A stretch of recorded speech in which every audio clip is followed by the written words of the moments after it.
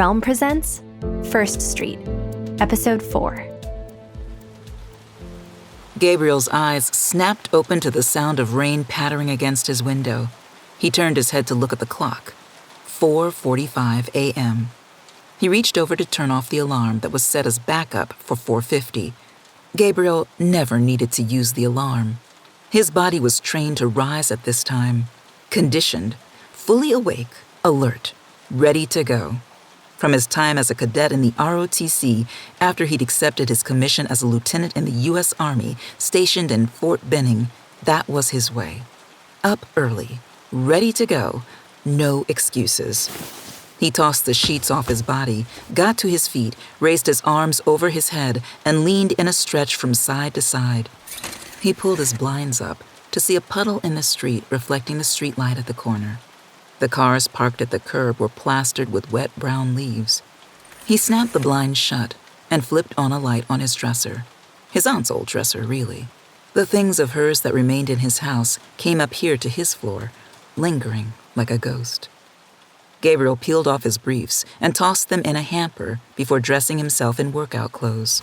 Shorts, a tight synthetic top, track pants, a sweatshirt with Army printed across the front. He pulled a dark gray suit, black socks, white shirt, and navy tie from his closet and carefully slipped them into a backpack.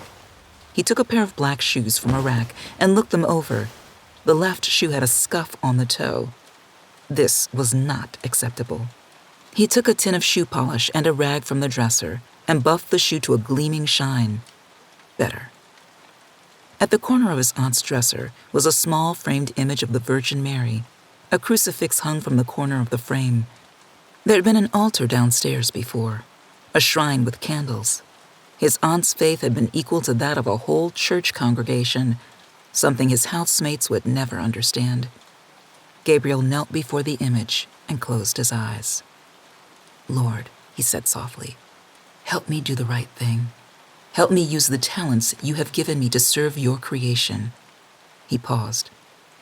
"Please help guide the justices and clerks to do the right thing too." He paused again. Jack especially. He crossed himself and got to his feet. Downstairs, in the dim illumination from the street lamps outside, Gabriel surveyed the kitchen. Through the glass door of the cabinet that had been assigned to Charlotte, he saw dishes in perfect order. Jack's cabinet was nearly empty, and the sink below was heaped with its contents, along with some things belonging to Odessa. Gabriel sighed and pulled a pad of sticky notes and a Sharpie from a drawer next to the fridge. "Clean this up," he wrote in block letters, before squarely sticking the note on the bottom of a pot sitting askew in the sink. Gabriel grabbed his jacket from the coat rack and stepped outside. Raindrops spattered on the nylon, and he saw his own breath in the chilly October air. He flipped his hood up over his head, shouldered his backpack, and bounded down the front steps, settling into a half jog. Despite the early hour, the gym was nearly filled with other young professionals, all quietly toiling away on various machines.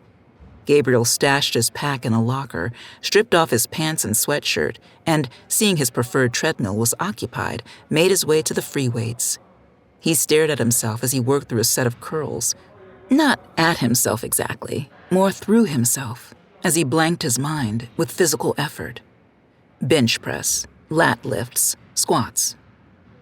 A woman with a kettlebell kept glancing at him, and Gabriel smiled and said good morning. She managed a startled hello and returned her focus to her workout. The treadmill was open now, and Gabriel grabbed a towel and made his way to the machine. Mounted high on the wall was a flat-screen TV tuned to a local station's morning show. Gabriel draped his towel over the treadmill's controls and scanned around for a remote before seeing it perched on top of a water cooler. Gabriel grabbed it and punched in channel 315, Fox News. "Come on," a flabby guy on a nearby elliptical muttered under his breath, just loud enough to be heard. "We really have to watch this bullshit." If the guy had asked nicely, Gabriel would have been happy to change it to something else. Instead, he stared at the guy and smiled as he slowly turned up the volume. A young woman on an adjacent elliptical approvingly grinned at the exchange. China backs down in the president's escalating trade war, the voice on the screen blared. Gabriel stepped on the treadmill, clicked up the incline and speed, and settled into an easy thumping rhythm. The Democrat Party, the party of obstruction, obviously opposes the president's leadership on this. Warmed up, Gabriel upped the pace. Sweat formed on his brow and dripped from his nose. The guy on the elliptical shook his head and left. Gabriel wiped his face with the towel and slipped into a running trance, tuning out everything around him. But if he gets the opportunity to nominate a new Supreme Court justice... Gabriel broke out of his trance and looked up. The talking heads were the same as usual, seated around a circular couch, pointing out media bias like they did every morning. But the breaking news chyron, scrolling across the bottom of the screen, grabbed Gabriel's attention. New Supreme Court session begins today. Grandparents in embryo case to hold press conference on courthouse steps. Today, Gabriel thought with relish. Oral arguments begin today.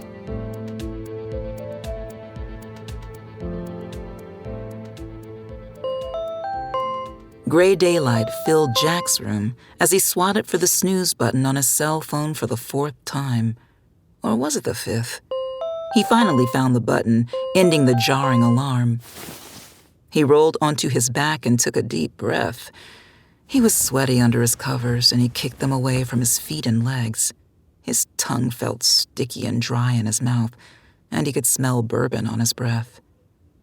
He'd had a few too many at First Street last night, after he'd seen on Twitter that Emily was dating someone, some stupid actor from one of her mother's films. She was moving on, according to the Twitter Moment headline. She hadn't thought about Jack in months, said a close source. He texted her a few minutes after his second shot, the picture of her still fresh on his phone. She hadn't answered, just like she hadn't answered any of the texts he'd sent her since her cold dismissal in the summer. Fuck. He peeled his eyes open and blinked them into focus, gazing at a crack in the plaster on the ceiling above him. He rolled to his side and reached to turn his clock radio so he could see it. The blurry numbers read 7:55. Oh shit. Jack flung his sheets to the side and jumped to his feet, dropping his boxers to the floor as he ran to the bathroom. He twisted the old faucet handles in the shower and began brushing his teeth as the water warmed up, and he stepped into the old iron tub with his toothbrush. The water was scalding hot. Fuck! He shouted, dropping his toothbrush as he frantically jumped back and tried to adjust the water temperature. Fuck, fuck, fuck! Clean, shaven, and shocked awake, Jack pawed through his closet and found some clothes, dropping a dry cleaning bag to the floor as he ripped it from a shirt. He glanced at himself in the mirror and saw that he'd nicked the line of his jaw while shaving in the shower. He kept his head twisted to avoid getting blood on his collar while he pulled on his pants and dabbed a spot of lotion on the cut in hopes that it might stem any further hemorrhage. He grabbed his computer bag and dashed to the living room. "Hello?" Jack called. "Odessa? Char?" He ran into the kitchen. "Anyone?" Jack flung open the fridge. His own shelf was barren, but there was a cup of yogurt on Charlotte's shelf. Jack grabbed it and ripped off the foil lid. He'd get her back later. There were no clean spoons in Jack's drawer, so he turned to get one from the sink. A pink Post-it note with 3 words written on it stared him in the face. "Clean this up." The handwriting felt aggressive. Jack pulled it from the pot, wadded it into a ball, and threw it into the trash. "Sure, pal," he thought. "I'll clean this up. When I get time, I'll have it spick and span. But right now, I barely have time to clean a single goddamn spoon." Even though the court was close enough to make it by foot, Jack ordered an Uber while he ate the yogurt. After his meager stolen breakfast, he ran out the front door into a spitting autumn drizzle. He shook his head before spinning around to grab an overcoat from inside. A collapsible umbrella hung from the coat rack. Not his, but certainly the owner wouldn't have a problem with him borrowing it, would they? He'd be sure to get them back. In the Uber, Jack dug around in his computer bag for a packet of ibuprofen. He was about to give up before finding a foil blister pack with 2 gel caps in the very bottom under a mess of pins, breath mints, and charging cables. He mouthed a silent thank you before ripping the pack open and dry swallowing the caplets. The ride was brief, and the driver, thankfully, silent. Jack tipped accordingly, put his head down, and beelined through the tourists for the side entrance. It was 8:40 when Jack made it inside. He rounded a corner at the bottom of the stairs and nearly ran squarely into Elyssa. "Oh," she said, startled. "There you are." "Here I am," Jack said. "Were you looking for me? We thought you'd left already when you weren't there at breakfast. Is that my umbrella? I figured you'd be okay with me using it." "It's fine," Elyssa said, furrowing her brow. "Just don't forget to return it." "I won't." "Was the note there when you were up this morning?" "The note?" Elyssa looked confused for a moment before shaking her head. "Oh, the passive-aggressive note in the sink, you mean?" Jack nodded. "I'd like to have a word with our landlord about that. Did you know about the other one he left?" "There was another one?" "In my bathroom," Elyssa said. "Same message." "That's messed up," Jack said. He started up the steps, but Elyssa stayed behind. "Are you coming?" "I'll be up in a bit. I was going to the cafe for some coffee." "I haven't tried breakfast there yet," Jack said, and Elyssa laughed. "You're not missing anything. There's a better place on Pennsylvania, if you can force your way through the protesters to get there anyway." "Protesters?" Jack said. "You didn't see?" Jack shook his head. "I don't know how you could have missed them. My mind must have been elsewhere. Anyway, breakfast. Want to go?" "I've already had breakfast," Elyssa said. "And it's getting pretty late for—" "I'm not talking about now." Jack stepped back down to the corridor, so they were face to face. "We could go there before work someday. Grab breakfast, you and me. It could be like a—" Elyssa raised her hand quickly to stop him. "Hold up right there, Carriage. Let me think about that." Her face had the smallest hint of a wry smile. Without another word, she left. Jack watched as she walked away. His thoughts were interrupted by a deep clearing of a throat behind him. Jack knew that sound well, and he deflated in its presence. "Dad," he said, turning slowly to face his father. "What are you doing here?" "I never miss the first Monday in October, Jack. Never. You must be excited for your first day of oral arguments?" "Absolutely," Jack said. He'd forgotten completely. "I assume you found suitable accommodation." "Beyond suitable." The senator placed his hand on Jack's shoulder. "I'm meeting the chief upstairs for lunch today, and I expect you to join us." "Really, Dad, I don't think that would be—" "I'll see you there at noon."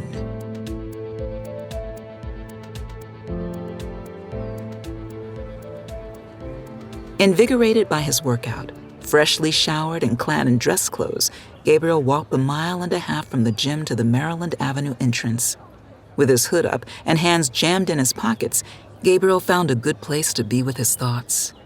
The first day of oral arguments. He'd been clerking for months now and felt like an old hand, but this was something else entirely. To everyone else in the country, this was what the Supreme Court meant, and to be part of it on this day was humbling. This, Gabriel knew, was exactly where the Lord wanted him to be. Gabriel sidestepped puddles as he made his way over the broad marble apron to the employee entrance. A variety of people were all around on the sidewalk. Older people, younger people, people without youth or the sheen of raw ambition, not DC people. He paused. A group to his right wore matching pink t-shirts over their sweatshirts and jackets, all soaked despite their umbrellas. The shirts were printed with something on the front that Gabriel couldn't make out.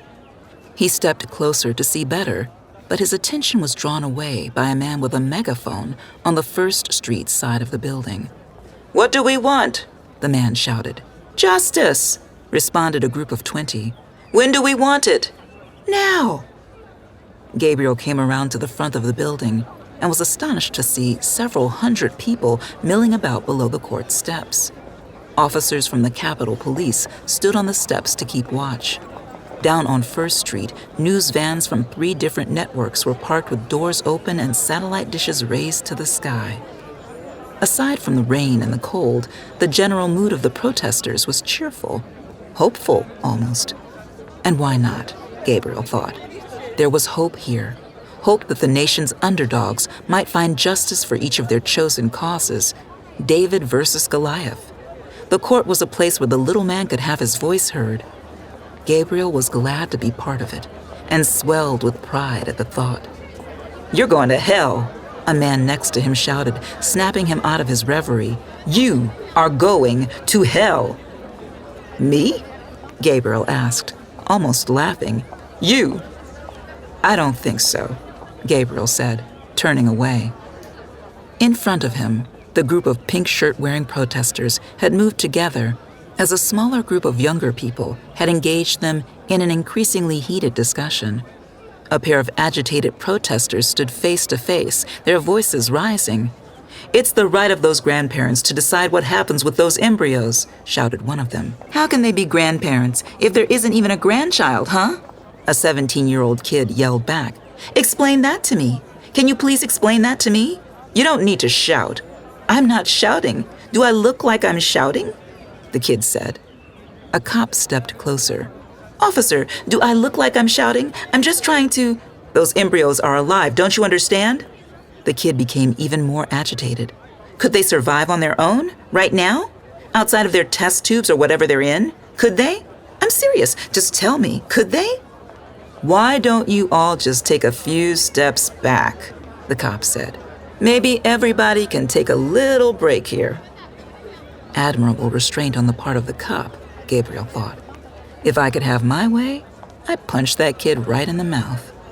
Not because of his position, really, because of a lack of respect. The kid was just rude, and totally on the wrong side of the issue. Inside, Gabriel took off his coat and shook it off.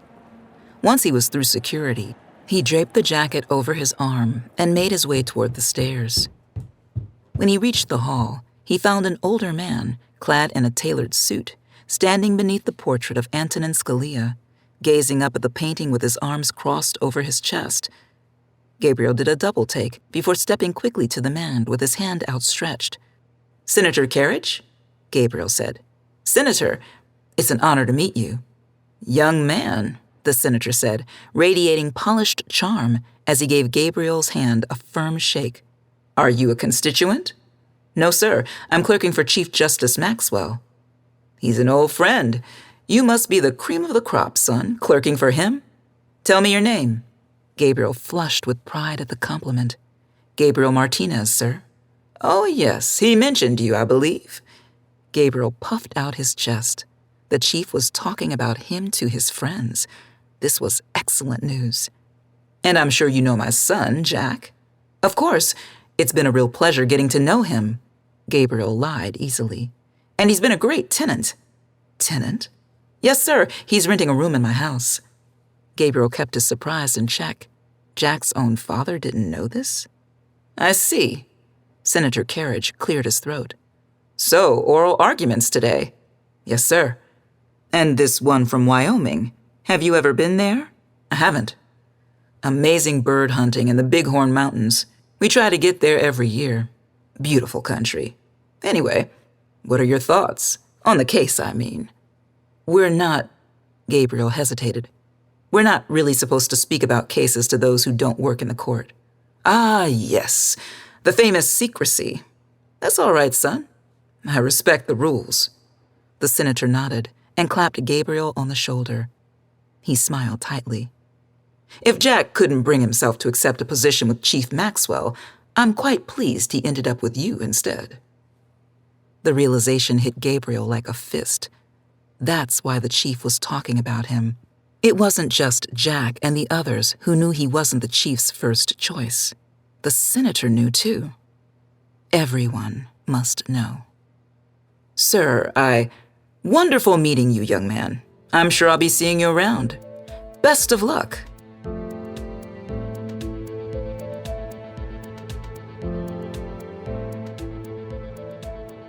Jack saw Benjamin Robeck, Justice Russo's old clerk, standing down the hall outside his office.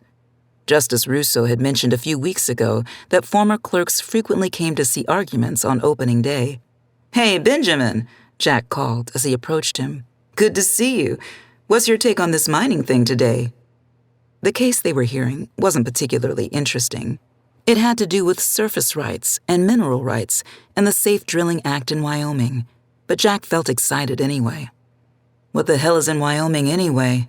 Benjamin asked. "Jackson Hole, the ski area?" Jack said. "Have you ever been there?" "Skiing's not really my thing, to be honest. What do you think about the case?" "I think the landowner is getting screwed." Another Russo clerk, Michael Fordham, headed their way from the opposite end of the hall. "Personal property rights all the way," Michael said, obviously having overheard the conversation.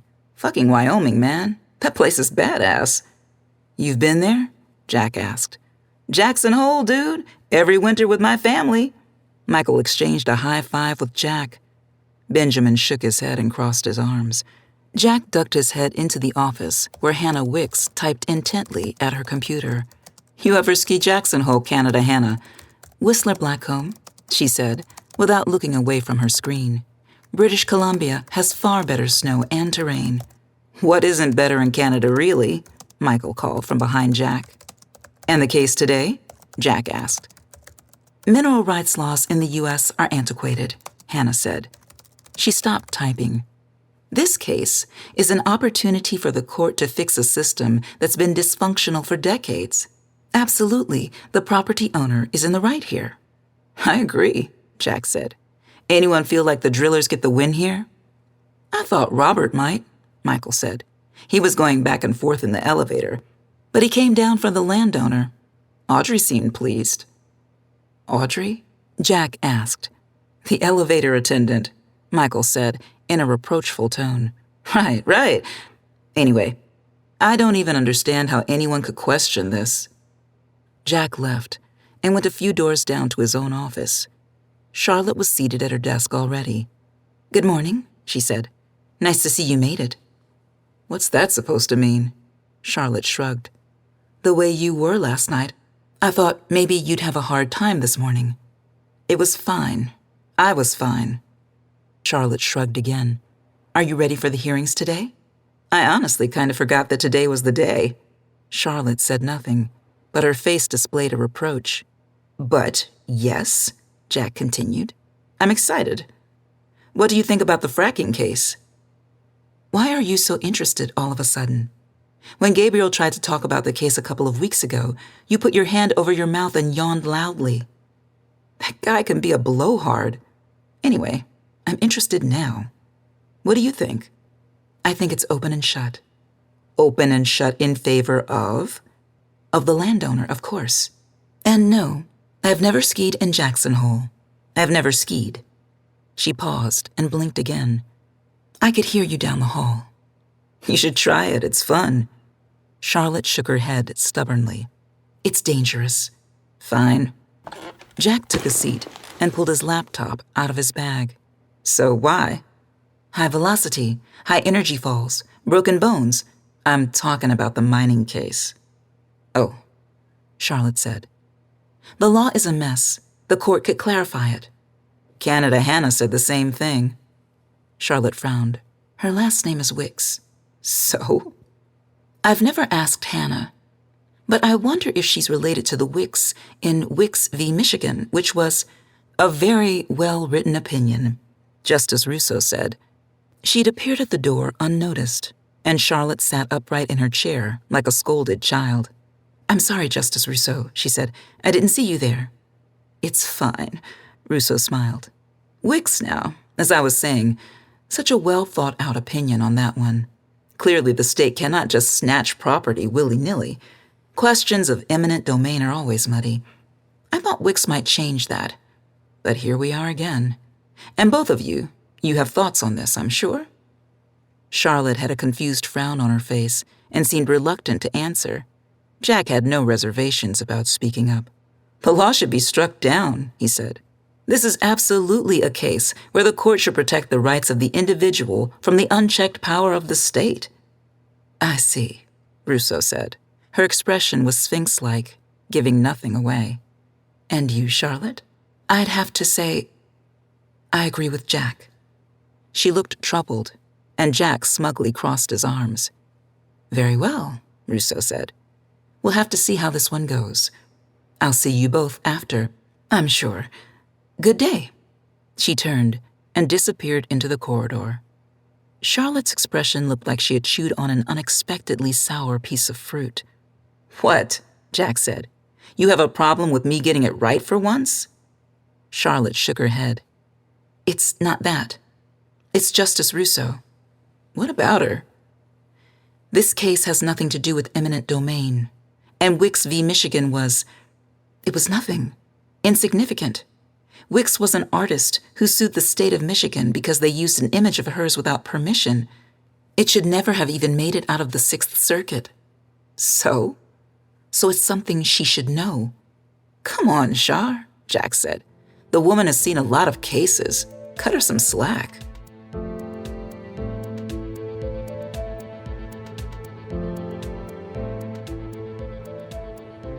At 9:45, Gabriel walked to the courtroom. He entered from the right of the bench and made his way to the seats set out for the clerks. The room was ornate, the seats upholstered in leather, the railings gilded, and the whole space possessed a gravity that seemed to absorb the murmurs of those who'd come to observe what would go on here today. Gabriel said hello to some of the clerks who were already seated, shaking a hand here and there. The room was nearly filled by this point, the rear made available for members of the public who had waited for a chance to witness the spectacle. Behind the public seats was a standing gallery for the public. It was already filled. Pretty impressive, right? Dana said at his shoulder, startling him. It is. Hi, Dana. You got anything for me on this one? Gabriel looked around nervously. Everyone seemed intent on their own thing, but still. Dana had written a pretty accurate piece about the decision to summarily reverse the life cycle case and some other decisions that had been made in the last few weeks. And what had she said? She had other sources. If there was a leaker and he was seen hanging out with her, that wouldn't be good. Nope. See you, Dana. Gabriel found an empty seat, happy to have vacant space, at least for now, on either side of him. He settled into the chair, exhaled, and took in the bench. It was made of dark wood, with darker drapes behind, and angled in a shallow V shape. Before it stood a lectern that counsel spoke from. Gabriel let the feeling of it sink into him. He was here, among the weight of past decisions, the weight of tradition and justice. He leaned back and smiled. The smile left his face, though, when he looked across the clerk's section to see Jack shuffling his way across the aisle, pausing to greet and glad-hand the clerks as he passed. In Jack's motion, he suddenly saw the man's father, the same polish, the same ambition. Gabriel quickly looked away. He silently hoped that Jack had not seen him. "Gabe," Jack said. No such luck. Gabriel smiled weakly as Jack dropped to the chair next to him and slapped him on the knee. "Good morning, Jack." Jack grinned. "Can you believe it? It's finally happening." "I can, in fact," Gabriel said dryly. Jack shook his head. "Hey, about the dishes. Really, we can discuss it later." "I'm sorry, man. I'll do better." "So this case," Jack said. "Wyoming. You ever been? You probably don't ski, huh?" Gabriel said nothing. "No? Didn't think so. Anyway, what do you think? Miners or property owner?" Gabriel felt Jack getting to him. "If you'd read my memo, you'd already know what I thought." "Please tell me you're not in favor of the miners. What about the disturbance? They're trashing the guy's land to get to the natural gas." "Am I supposed to feel sorry for the guy who owns 1,000 acres? Must be nice. Are conservatives supposed to be in favor of property rights?" Gabriel bristled. That was so like Jack, assuming that there was only one way of thinking, right or left. "The country needs energy, Jack. It doesn't just magically appear. I'm not saying that's my position, but you need to consider it. Okay, sure. Let me put it to you this way then. Let's say I own that chair you're on, and you've purchased the right to sit there. This sounds like a pretty shaky analogy to me. Jack made a gesture of impatience. Work with me here. I own the chair, and I decide I want to cut off one of the legs. That's totally my right, because the chair is mine. But you paid a lot of money to sit there, so I need to respect that, correct? Still shaky, but okay, sure. My sitting should not be disturbed. Exactly. So if I cut off one of the legs and you fall over and hurt yourself, is that okay? Or am I compelled to prop some books up under the chair or something so you don't fall? Gabriel wasn't convinced. Look, you can stop with the chair. I get it. There should be limits to how the gas is accessed.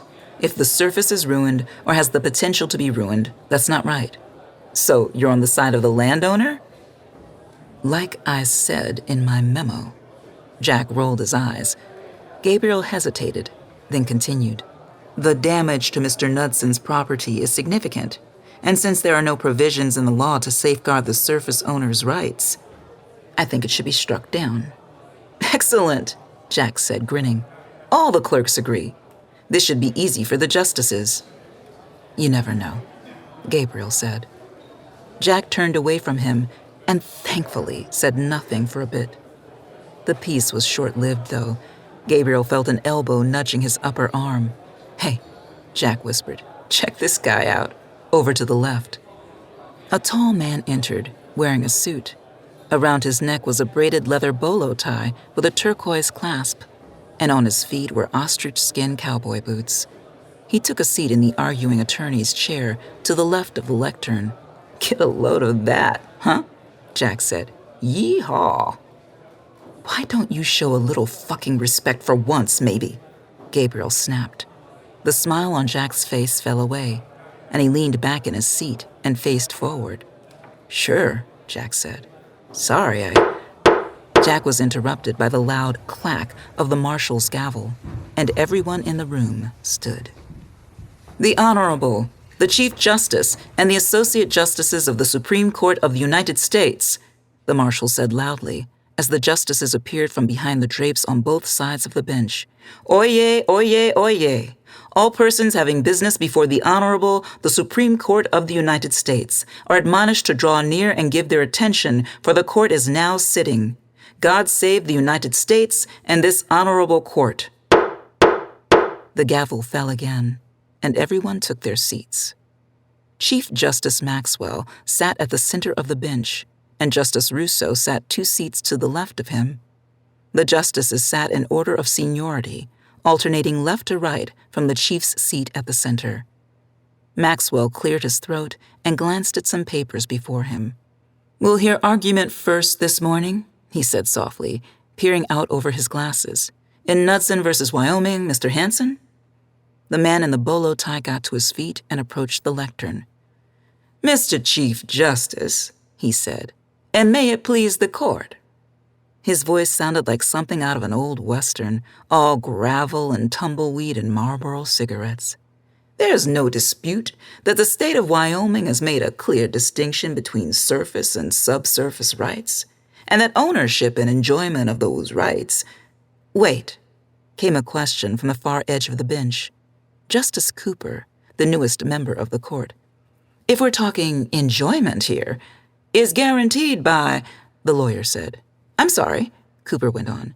Is enjoyment part of ownership or a separate thing? Hanson paused briefly. It's part of ownership. Is it? Cooper pressed. If you own something, it's certainly your right to enjoy it.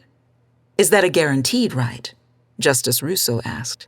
By which I mean, is that codified somewhere? Is there a law, perhaps in Wyoming, that states exactly that? I think we take it to be a given, Hanson said. Gabriel cringed at the man's hesitation and glanced at Jack, who shook his head, wide-eyed. I'm glad it's not me up there, Jack said in the barest whisper as Hanson continued to have his argument destroyed by the justices. Agreed. They're eating that cowboy alive.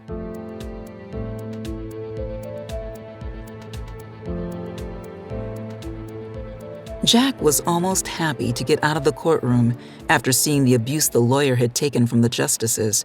He was embarrassed for the old guy.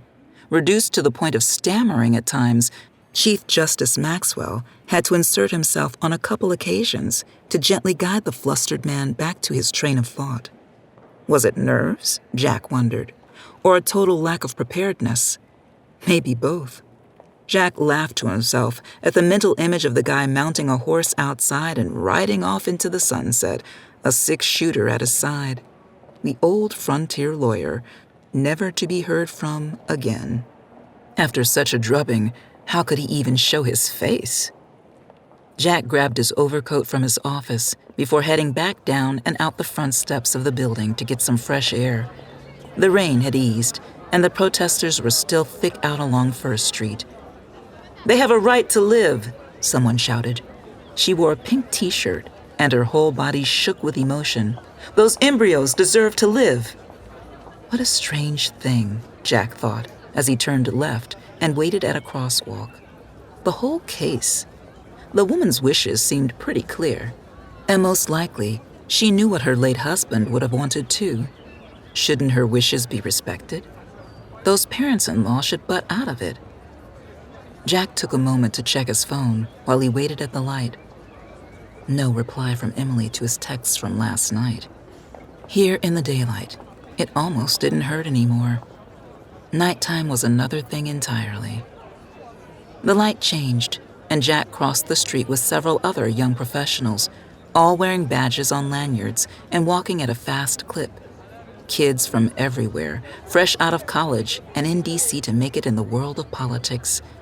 It was funny to him. Having grown up with it, he knew it in a way they never could. "Give up," he wanted to shout. "Abandon all hope. Move to a city like New York, a fun place. Enjoy it while you're young. Save yourselves," he wanted to yell. But he didn't. Jack paused by the fountain in front of the Library of Congress. Empty now for the season, the figures were frozen in green patina. Poseidon on a giant seahorse, turtles and fat frogs. He loved the Baroque ridiculousness of it. Jack made an orbit around the Capitol building and thought about his father. Jack had been a kid the first time his dad was elected to national office, barely in middle school. First to the House, then to the Senate. It wasn't so unusual. Lots of other kids at St. Albans had parents in government, field trips to their parents' offices in the district, lunches in the Hart Senate office building cafeteria. Lunch. Jesus Christ, I have to meet my dad for lunch. Jack drew his phone from his pocket, disappointed that there hadn't been a cancellation, some event more pressing that took his dad's attention. He hadn't seen his dad since he'd left in July. He tried not to think about Emily and his father working together every day. Knowing his dad, he'd find a way to mention her at lunch. Jack considered coming up with some reason to cancel, but couldn't bring himself to do it. He couldn't even count the times his dad had missed things when he was a kid, how many times he'd had something more important come up. But he couldn't stoop to that level.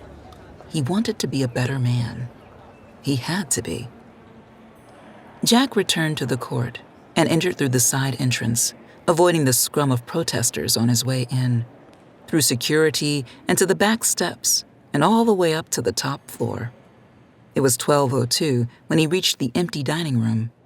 A steward asked if he needed help. "I'm looking for the chief," Jack said, "and Senator Carriage. I'm joining them for lunch." "Come with me," the man said with a light Caribbean accent, guiding Jack along with an elegant wave of the hand. "Right this way." He led Jack to a small dining room, off to the right of the main dining room. Jack's father, drinking scotch, and the chief, drinking water, were seated at the table. Jack thanked the steward and entered. "Here's our Jack," the senator said expansively, getting to his feet. He was always much nicer to Jack when others were around. The chief raised an eyebrow and said nothing. "Hello," Jack said, wishing he was anywhere but in this room. "Nice to see you, Mr. Chief Justice." Jack held out his hand. The chief hesitated for a moment, then shook it. "I hope you've been enjoying your time clerking for Justice Russo." I have, sir, thank you. So, Jack, the senator said when they were seated, I've been trying to get some information out of Max on some of the cases you'll be seeing this year. Old Max won't show his hand, though. We all take secrecy pretty seriously. Jack and the chief exchanged a brief moment of eye contact. Was that a hint of a smile Jack was seeing? Can't be too seriously. What about that journalist who's writing all those pieces lately? Dana Jacobs. Jacobson, Jack said, then regretted it when he caught a look from the chief. Right. She seems to know what's going on. The chief said nothing, and Jack wondered what he was holding back. From what he gleaned from Gabriel and Odessa, the chief took court business very seriously, which meant he probably already had someone looking into Dana and her potential sources. Jack couldn't think of anyone who'd be stupid enough to talk to her. This embryo business, the senator said, oblivious. What a mess. It is, Jack said, speaking personally, of course.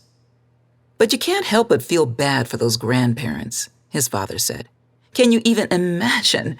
They're being interviewed tonight. Here, right here on the courthouse steps. Did you know that, Max? I make a point of avoiding the media, the chief said.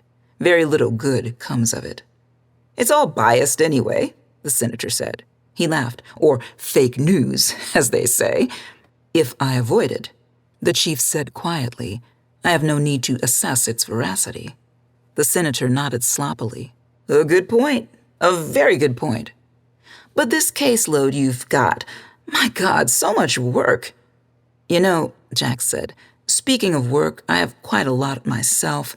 Come on, the senator said. It's just lunch, and you can certainly spare a few minutes. You're welcome to stay, the chief said. Jack stood. I really do have a memo I need to complete. Of course, the chief said. I'm sure Justice Russo relies on you. Well, if Max says so, the senator said. I guess his word is law. Jack's father laughed too loudly at his own joke, and Jack wondered just how many tumblers of scotch he'd put down already. Jack said a hasty goodbye and left, but before he could leave the main dining room, he heard his father's boozy voice booming from back in the small room. Come on, Max, we've known each other how long? Tell me one thing. Was it unanimous? It shouldn't be difficult for you to guess, John, Justice Maxwell said. It was. I knew it. That poor hick lawyer. He never had a chance, did he? He may have had a chance with a bit more preparation. As it was, he didn't do much to help his client, that's for sure. The senator laughed. I'd ask for my money back, getting walloped like that. Jack stood frozen. The justices had upheld the law? Unanimously? How could that be? He realized the steward was at the doorway, looking at him. The man pressed a slender finger to his lips and shook his head. Jack nodded and stepped out into the hallway. When he was out of sight, he broke into a run toward the staircase. Down the stairs, 2 and 3 at a time, he burst out into the corridor by his office. He peeked in doorway after doorway, but all the offices were empty for lunch. He dashed around a corner and saw Gabriel at the end of the hall. Hey, he called. Gabe! Gabriel turned to face him. I know something big. Okay. The Wyoming case. I know how the justices voted. Gabriel's eye narrowed, and Jack nodded vigorously. I'm serious. I'm not kidding. I heard. And they voted to uphold the law. We were wrong. All of us. How did it break? Unanimous. Can you believe it? I know the attorney was bad, but come on. The facts of the case, right? Gabriel shrugged. What? That's it? A shrug? We were wrong. You were wrong. Maybe I was wrong, Gabriel said, but the court is right. I'm okay with that. He nodded and walked away, leaving Jack alone in the hall, wondering if he was ever going to understand his housemaid at all.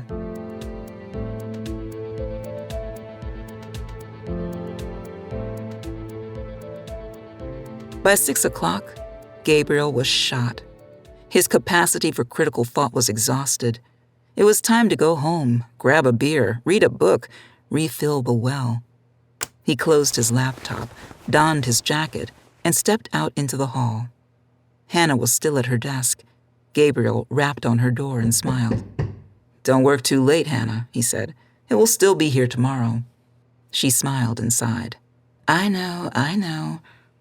He said goodnight to another clerk and rounded a corner to see Justice Russo standing in the hall, tapping her chin as she stared at a print on the wall. "Andrew," she said, "do you remember where we got this one?" "Justice Russo?" "Was it Barcelona?" She turned and faced Gabriel with oddly blank eyes. "It's Gabriel. Gabriel Martinez. I clerk for Chief Maxwell." Justice Russo blinked, and, in an instant, her expression flashed confusion and fear. "Oh, of course. Have a good night, won't you?" "You too, Justice Russo." Gabriel paused. "Can I do anything for you?" "I'm fine, thank you." Gabriel continued down the hall, thoroughly unsettled by the interaction. Had she confused him for Andrew Rodriguez? That had to be it. She'd probably linked the two names together in her mind. It made sense. Gabriel exited through the Maryland Avenue side of the building and started eastward through the drizzle toward home. Something stopped him, though. A strange glow in the mist. And when he turned back toward the court, he saw the building silhouetted in a nearly otherworldly glimmering.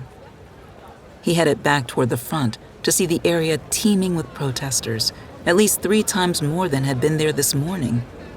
All of it was illuminated by banks of massive, generator-driven halogen lamps scissor-jacked into the air.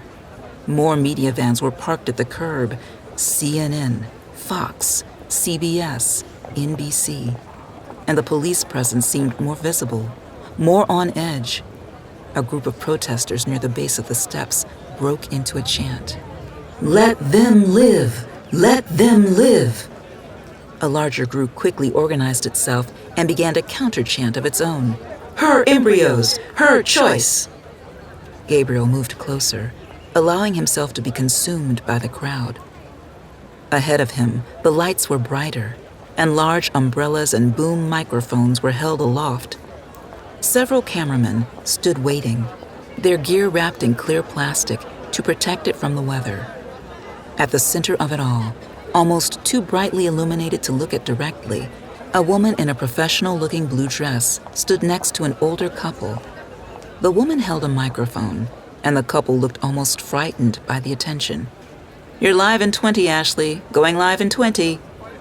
The woman in the blue dress smoothed her hair and raised her microphone.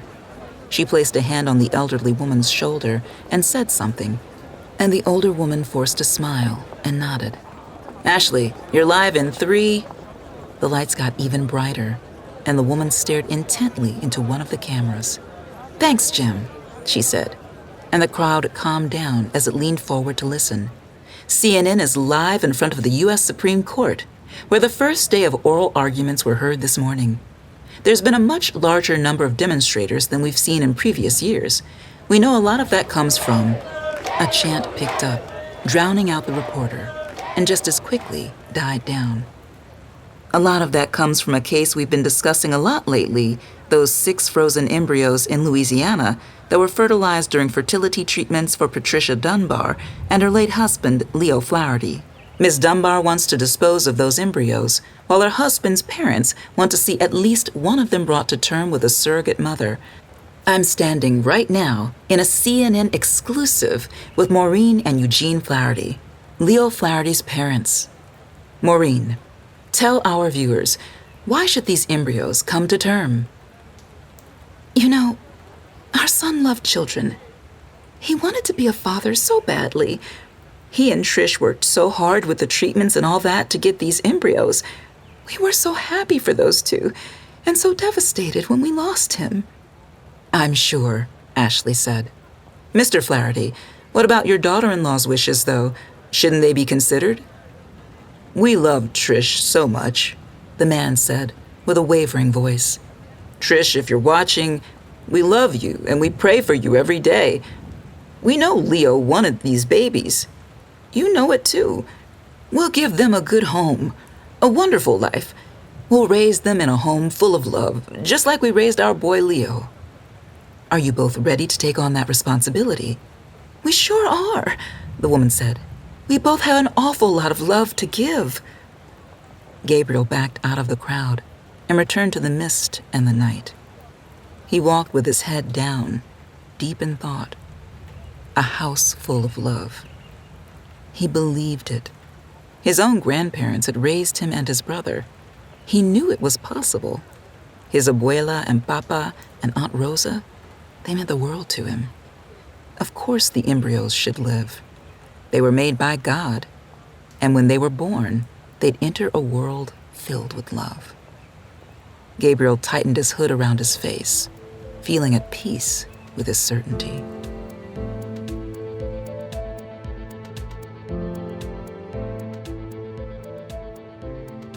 Back at the house, Charlotte was alone in the living room, reading a tablet with her legs beneath one of his aunt's old quilts when Gabriel walked in. She watched as Gabriel grabbed a beer from the kitchen and returned to the living room recliner. He seemed keyed up, excited in a way she hadn't seen before. What was that about? The grandparents gave a press conference tonight, Gabriel said, after taking a long swallow of his beer. Charlotte bit back her words. I saw on the news. You went? I observed. Nothing improper. Charlotte wasn't so sure. We're supposed to remain objective. Ha, sure. Just like you are. Gabriel stood. Forget it. I'm heading upstairs. Good night. Gabriel rose and took his beer to the stairs. He stopped on the landing. Oh, I almost forgot. Funny thing, your justice called me Andrew tonight. Oh, that's funny, Charlotte said, not feeling like it was funny at all. Funny how? Her husband's name was Andrew.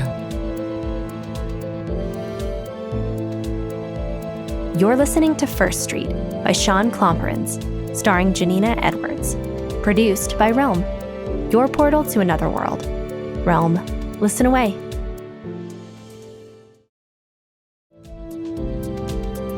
First Street is created by Catherine McKenzie and written by Catherine McKenzie, Jasmine Guillory, Elyssa Friedland, Shawn Klomparens, Randy Susan Meyers, and Kermit Roosevelt III. It is produced by Haley Wagreich and executive produced by Molly Barton. Audio production, sound design, editing, and theme music by Amanda Rose Smith.